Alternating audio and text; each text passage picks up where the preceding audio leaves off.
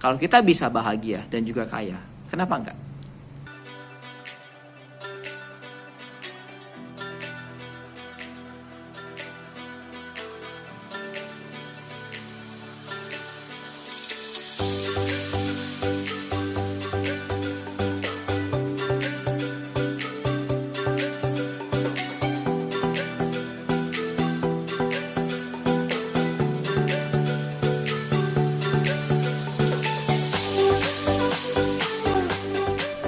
Halo teman-teman semua, perkenalkan nama saya Tera Samida, biasa dipanggil Tera saja atau Kotera sama yang lebih kecil.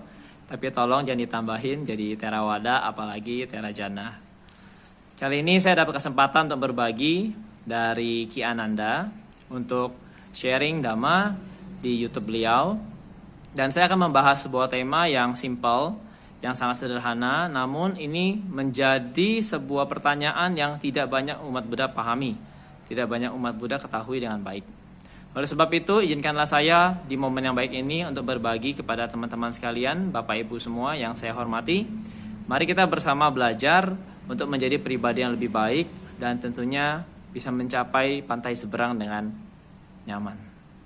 Oke, sebelum mulai, Namo Buddhaya kepada Bapak Ibu sekalian semuanya. Hari ini saya mau sharing tentang 3 hal yang menjadi konsep yang error atau bisa dibilang salah terhadap ajaran Buddha. Yaitu yang pertama, saya ingin membahas tentang yang namanya ajaran Buddha dipandang sebagai ajaran yang menyembah berhala. Udah pernah dengar dong? Nggak asik ya kalau dengar kata-kata seperti itu ya. Ajaran Buddha itu menyembah berhala. Apakah betul?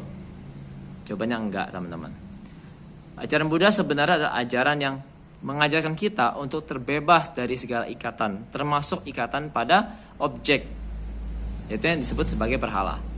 Karena kita tahu bahwa apapun yang kita lakukan itu sebenarnya adalah karma kita sendiri. Karma kita sendiri yang kita tanam dan juga karma yang kita petik buahnya. Sehingga sebenarnya konsep berhala pun tidak tepat ya kalau kita memahami ajaran Buddha dengan lebih dalam. Nah, ajaran Buddha kenapa tidak bisa disebut sebagai ajaran yang menyembah berhala?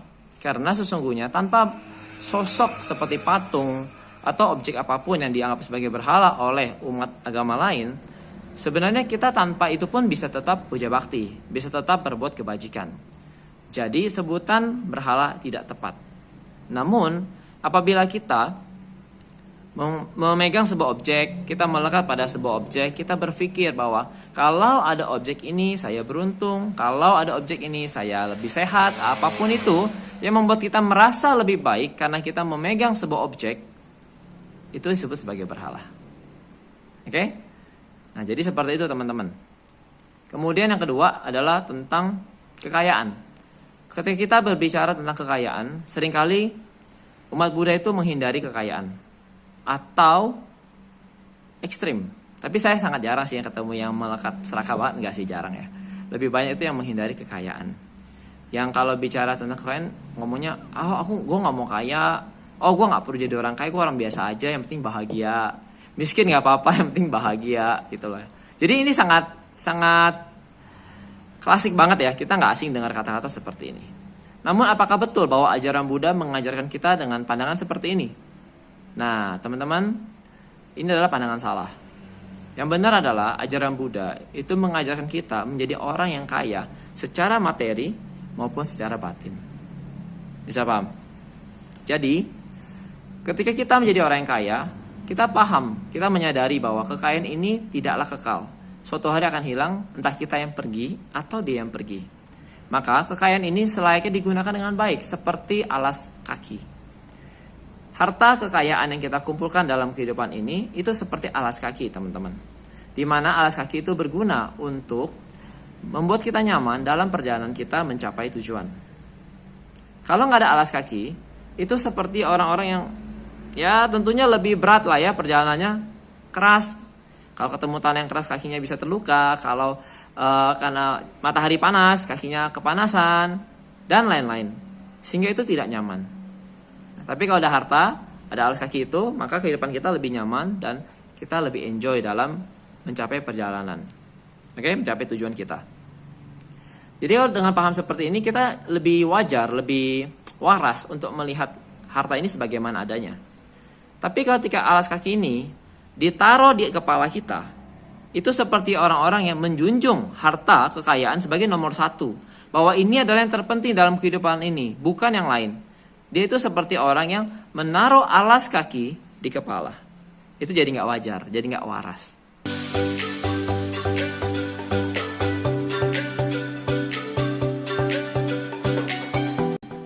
Umat Buddha, kita semua justru mesti jadi orang yang kaya. Kenapa? Kekayaan itu bukanlah sebuah pilihan. Artinya bisa iya atau nggak? Bukan. No, bukan. Tetapi menjadi sebuah kewajiban. Karena kekayaan adalah dasar dari buah kebajikan. Kalau kita umat Buddha mempraktekkan dana, sila, lalu kita kembangkan dengan samadhi, kekayaan pasti dapat. Apakah kekayaan selalu berupa materi? Seringkali enggak. Seringkali kekayaan itu berupa apa? Kedamaian hati, kenyamanan hati, kebahagiaan hati kita. Jadi kalau orang bilang kekayaan hanya dalam sudut pandang materi, itu terlalu sempit. Padahal kekayaan itu ada banyak, yaitu kekayaan materi dan kekayaan non material atau batin. Nah, ajaran Buddha itu ajarin batin dan juga materi. Bisa paham ya? Nah, jadi buang jauh-jauh mindset bahwa umat Buddha nggak boleh kaya, kita miskin bahagia. No, kalau kita bisa bahagia dan juga kaya, kenapa enggak? Oke? Nah, lalu yang ketiga yaitu tentang konsep kama. Ajaran Buddha memang menekankan pada kama, di mana apapun yang kita lakukan itu adalah kama kita sendiri. Kita yang menjadi pemikul, kita menjadi penanam dan juga pemetik buahnya. Apa yang kita lakukan kama baik, kita mendapatkan kebahagiaan. Kalau kita melakukan kama buruk, kita mendapatkan penderitaan. Nah, teman-teman, bicara tentang kama, ada sebagian orang berpikir bahwa ajaran Buddha adalah ajaran yang pesimis karena mengajarkan bahwa hidup ini penderitaan, hidup ini duka, dan lain-lain. Lalu mereka masukkan kama dengan konsep bahwa ketika dia menderita, dia bilang, oh kamaku berbuah. Oh, ketika dia mendapatkan hal-hal yang tidak diinginkan, dia bilang, oh kama burukku berbuah. Lalu dia diam. Di poin itu dia nggak belum tentu salah, tetapi ketika dia diam dan tidak melakukan sesuatu hanya karena bahwa kama telah berbuah lalu aku tidak bisa berbuat apa-apa, itu yang salah. Ketika kita tahu bahwa kama itu adalah pengkondisian, artinya apa? Artinya bisa dikondisikan. Oke? Kita bisa do something, kita bisa melakukan usaha untuk merubah itu. Dari yang buruk menjadi baik, dari yang baik menjadi lebih baik. Itu gunanya memahami hukum kama. Bukannya diam, apalagi pasrah tanpa melakukan sesuatu. Itu ironis banget. Ajaran Buddha bukan ajaran kita jadi orang lemah, bukan jadi orang yang pesimis, bukan. Tapi ajaran kita jadi orang yang kuat, jadi orang yang bertanggung jawab, yang siap mengambil konsekuensi dari setiap tindakan yang kita lakukan, baik itu yang benar ataupun yang salah. Alam ini tidak pernah memihak, teman-teman. Alam ini sangat adil. Alam ini memberikan apa yang kita tabur, apa yang kita lakukan. Alam seperti itu, teman-teman. Jadi, ajaran Buddha hanya menjelaskan kita bagaimana alam ini bekerja. Buddha itu seperti profesor yang telah menemukan, oh, ternyata alam seperti ini loh rumusnya. Oh, ternyata cara kerja alam begini loh. Lalu beliau babarkan kepada kita semua supaya apa? Supaya kita bisa terbebas dari hukum alam yang tidak kekal ini, tidak memuaskan ini dan tanpa inti. Termasuk kama. Kama adalah bagian dari pancaniyama. Oke? Jadi, gunakanlah hukum kama ini sebaik-baiknya dan sebijak mungkin, di mana ketika kita terus melakukan kebajikan seperti dana, kemudian melatih sila, kemudian bermeditasi, maka kama baik ini akan melindungi kita dalam perjalanan mencapai pembebasan. Jadi teman-teman, udah paham ya? Jadi nggak ada istilahnya udah kena kama buruk lalu diem, nggak begitu. Begitu pula dengan kama baik. Kama baik juga bukan berarti kita langsung diem. Oh, ketika aku hoki, yes aku hoki, mungkin dapat bonus, mungkin dapat undian, apapun itulah yang bikin kita happy. Lalu kita bilang, oke, aku udah cukup, selesai gitu loh. Nggak begitu juga. Ketika kama baik berbuah, kita tahu bahwa kita perlu nanam lagi. Bisa paham? Jadi nggak ada istilahnya udah kondisi bagus, udah banyak rezekinya, lalu diam-diam nggak mau nanam lagi. Salah. Itu salah besar. Justru itu kesempatan kita untuk menanam lebih banyak dan memetik buah yang lebih besar di masa depan.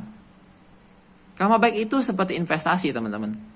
Jadi semakin banyak kamu nanam, semakin sering, semakin lama kamu nanam, semakin besar hasilnya. Oke? Seperti itu. Jadi teman-teman, teruslah berbuat kebajikan, teruslah jadi orang baik, apapun yang terjadi, walaupun dunia ini memang tidak mudah dijalani, banyak tantangan yang kita hadapi, tapi percayalah, kebaikan kita akan melindungi kita. Kebaikan kita akan menjaga kita dari segala bahaya yang akan terjadi di masa depan maupun yang sekarang. Oke? Dan sebagai penutup dari 3 momen ini, 3 hal yang saya sharingkan, ya, saya berharap kepada kita semua, biarlah semua makhluk segera terbebas dari derita, biarlah semua makhluk segera mencapai pembebasan sempurna. Sadu, sadu, sadu. Oke, terima kasih sekali lagi atas perhatiannya di waktu yang singkat ini. Kalau misalnya ada yang mau bertanya, mau sharing, silakan kontak saya di IG maupun di Facebook Tera Samida, dan kita bisa belajar bersama menjadi orang yang lebih baik sesuai ajaran Buddha tentunya. Oke, terima kasih semuanya. Mohon maaf kalau ada kesalahan, saya minta maaf. Biarlah hanya yang terbaik yang terjadi pada kita semua. Sadu, sadu, sadu.